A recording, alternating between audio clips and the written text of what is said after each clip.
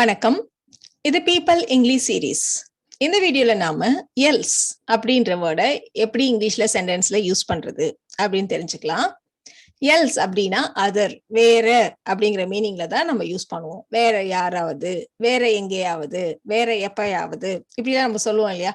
இந்த மாதிரி சொல்றதுக்கு நம்ம எல்ஸ்ங்கிற வேர்டை யூஸ் பண்ணுவோம். ஃபர்ஸ்ட் நாம இந்த எல்ஸ் WH கொஸ்டின்ஸோட சேர்த்து எப்படி யூஸ் பண்றது அப்படின்றத பார்க்கலாம். என்ன மாதிரி WH கொஸ்டின்ஸ்லாம் இருக்கும்? What, who, where, when, whom, how இதெல்லாம் நம்ம யூஸ் பண்ணுவோம். பட் இங்கேயே நான் சொல்லிடுறேன், விச் கூடயும் ஹூஸ் கூடயும் நம்ம எல்ஸை சேர்த்து யூஸ் பண்ண மாட்டோம். விச் அண்ட் ஹூஸ் இது கூட சேர்த்து எல்ஸை யூஸ் பண்ண மாட்டோம். ஸோ வாட் எல்ஸ் அப்படின்னா வேற என்ன அப்படின்னு சொல்றதுக்கு. ஹூ எல்ஸ் அப்படின்னா வேற யாரு. வேர் எல்ஸ்னா வேற எங்க. ஹவ் எல்ஸ்னா வேற எப்படி. ஹூம் எல்ஸ் அப்படின்னா வேற யாருக்கு. வென் எல்ஸ் அப்படின்னா வேற எப்போ. இந்த மாதிரிலாம் கேட்கறதுக்கு நம்ம வந்து எல்ஸ்ங்கிற வேர்டை கூட சேர்த்துப்போம். எக்ஸாம்பிள்ஸ் சிலது பார்க்கலாம். நம்ம ஃபர்ஸ்ட் நம்ம சொல்ல போறது, நம்ம ஒரு கடைக்கு போறோம். குழந்தைங்க சொல்லுவாங்க, நம்ம ஏதாவது வாங்கி கொடுத்தலாம், இது எனக்கு வேணாம், வேற ஏதாவது வேணும், வேற ஏதாவது வேணும்பாங்க. என்ன வேணும்னு சொல்ல மாட்டாங்க, வேற ஏதாவது வேணும் அப்படின்னு சொல்லுவாங்க. எனக்கு ஏதாவது வேணும் அப்படின்னா ஐ வாண்ட் சம்திங் அப்படின்னு நம்ம சொல்லுவோம். இதே வேற ஏதாவது வேணும் அப்படின்னு சொல்றதா இருந்தா ஐ வாண்ட் சம்திங் எல்ஸ். இந்த சம்திங் கூட ஏதாவது அப்படின்னா சம்திங், வேற ஏதாவது அப்படின்னா something else. So I want something else அப்படின்னு நம்ம சொல்லுவோம். இதே கொஸ்டினை நம்ம கேட்போம், வேற என்ன உனக்கு வேணும். உனக்கு என்ன வேணும்னா வாட் டு யூ வாண்ட். வேற என்ன வேணும் அப்படின்னா what else to you want. What கூட நம்ம எல்ஸை சேர்த்துக்க போறோம். வேற என்ன அப்படின்னா வாட் எல்ஸ். இதே கொஸ்டினை உனக்கு வேற ஏதாவது வேணுமா அப்படின்னு கேட்கறதுக்கு ரெண்டுக்குமான டிஃபரன்ஸ் பாருங்க. வேற என்ன வேணும் அப்படின்னு கேட்கறதுக்கு what else to you want. ஏதாவது வாங்கி கொடுத்ததுக்கு அப்புறம் வேற ஏதாவது வேணுமா அப்படின்னு கேட்கறதா இருந்தா to you want anything else. So பொதுவாக கொஸ்டின்ஸ்ல நம்ம சம்திங் யூஸ் பண்ண மாட்டோம். நெகட்டிவ் சென்டென்ஸ்லயும் கொஸ்டின்லயும் நம்ம வந்து வேற ஏதாவது ஏதாவது அப்படிங்கிறதுக்கு நம்ம எனிதிங் தான் யூஸ் பண்ணுவோம் இல்லையா? So to you want anything else இப்படிதான் நம்ம கேட்போம். உங்களை வேற யாரு என்ன மாதிரி புரிந்து கொள்ள முடியும், என்ன தவிர உங்களை வேற யாரு புரிந்து கொள்ள முடியும், நம்ம கொஸ்டின் கேட்போம் இல்லையா? சோ வேற யாரு அப்படின்னா ஹூ எல்ஸ். முடியும் அப்படின்னாலே நம்ம வந்து கேன்னு சொல்லுவோம். சோ கொஸ்டின்ல வந்து can understand you. So who else can understand you.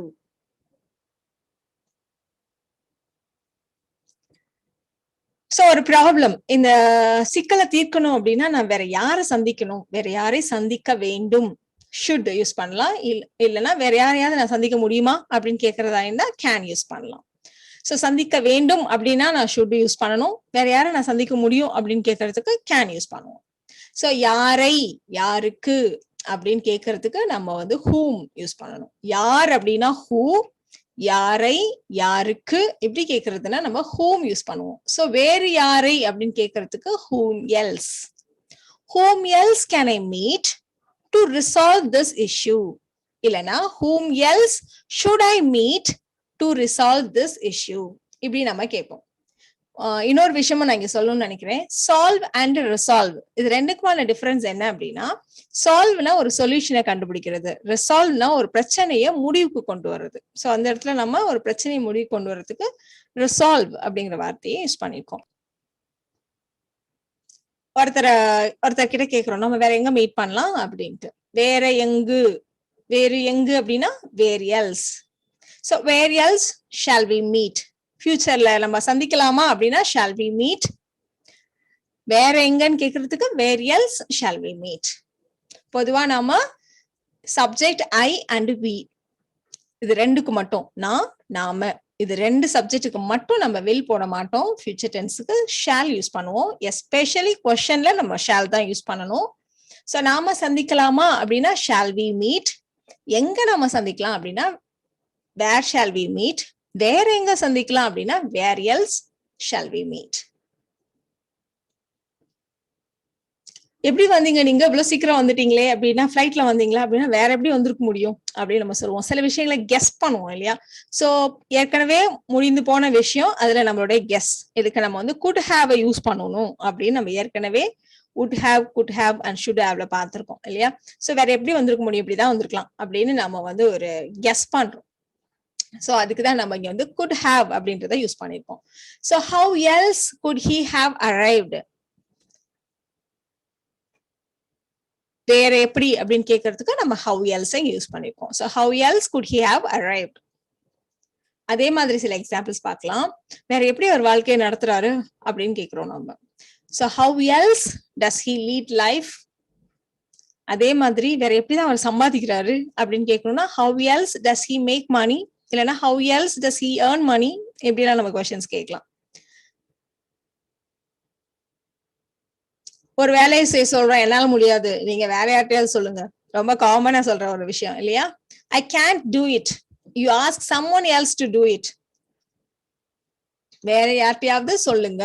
பொதுவா அந்த ஆஸ்க் டெல்லுன்னு சொல்லாம ஏன் ஆஸ்க்னு சொல்றோம்னா பொதுவா வேலையெல்லாம் சொல்றப்ப கொஞ்சம் பார்த்துதான் சொல்லணும் இல்லையா? சோ அந்த மாதிரி இடத்துல எல்லாம் நம்ம வந்து we use ask. கொஸ்டின் கேட்கறதுக்கு மட்டும் இல்ல, கொஞ்சம் ரெக்வெஸ்ட் மாதிரி பண்ற இடத்துலயும் நம்ம ஆஸ்க்ங்கிற வார்த்தையை யூஸ் பண்ணுவோம். இந்த இடத்துல you ask someone to do it. இததான் நம்ம வேற யாரையாவது அப்படின்னு சொல்றதுக்கு யாரையாவது கூட நம்ம வேறங்கிற வார்த்தையை சேர்த்துக்கணும் இல்லையா? So you ask someone else to do it. எங்கேயாவது போலான்னு கிளம்புறப்போ நான் வேற எங்காவது போகலான்னு ஆசைப்படுறேன் அப்படின்னு நம்ம சொல்லுவோம். I want to go somewhere else. வேற எங்கேயாவது அப்படின்னு கேட்கறதுக்கு நம்ம somewhere else அப்படின்ற வார்த்தை இங்க யூஸ் பண்ணிருக்கோம். So I want to go somewhere else. இது எல்லாமே சின்ன சென்டென்ஸ் தான். I want to go அப்படின்றது ஒரு சாதாரண சென்டென்ஸ். வேற எங்கேயாவதுங்கிறதுக்கு நம்ம somewhere else சேர்த்திருக்கோம். அவ்வளவுதான். அவனுக்கு செய்வதற்கு வேற எதுவும் இல்லை, அவனுக்கு செய்யறதுக்கு எதுவும் இல்லை அப்படின்னு சொல்றதா இருந்தா he has nothing to do அப்படின்னு நம்ம சொல்லுவோம். வேற எதுவும் இல்லை, ஒரு வேலை செஞ்சுட்டு இருக்கான், இதான் இருக்கா அப்படின்னா வேற எதுவும் அவனுக்கு வேலை இல்லை அப்படின்னு சொல்றதுக்கு he has nothing else to do. இப்ப நம்ம பார்க்க போற phrase above all else. கேட்ட உடனே நமக்கு மீனிங் புரிஞ்சிருக்கும். மத்த எல்லாத்த விடவும் எனக்கு இதுதான் முக்கியம் அப்படின்னு நம்ம சொல்லுவோம் இல்லையா? வேற எல்லாத்த விடையும் எனக்கு இதுதான் பிடிக்கும் அப்படின்னு நம்ம சொல்லுவோம். சோ அதுதான் above all else. இதை நம்ம வந்து ரெண்டு விதமா யூஸ் பண்ணுவோம். ஒன்னும் வந்து ஜென்ரலா அப்படி சொல்லுவோம், எல்லாத்துக்கும் மேல நான் என் பொண்ணை நேசிக்கிறேன், என் பொண்ணுதான் எனக்கு பிடிக்கும் அப்படின்னு சொல்றது வந்து I love my daughter above all else அப்படின்னு நம்ம சொல்லுவோம்.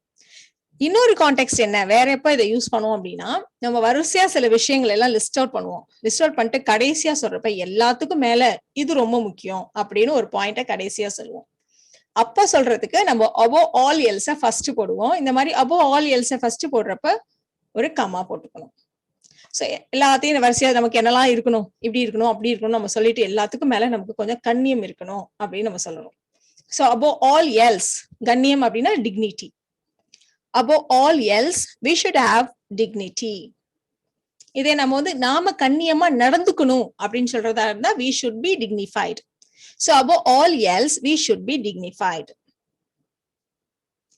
So இந்த வீடியோல நாம else and above all else இதை எப்படி யூஸ் பண்ணலாம் அப்படின்னு தெரிஞ்சுக்கிட்டோம். இது எல்லாமே ரொம்ப சின்ன சின்ன விஷயங்கள் தான். ஒரு சென்டென்ஸ் சொன்னா 100 சென்டென்ஸ் நீங்களே மேக் பண்ணலாம். சோ அந்த மாதிரி நிறைய பேசி பழகுங்க. இந்த வீடியோ உங்களுக்கு பிடிச்சிருக்கும்னு நினைக்கிறேன். Thank you so much.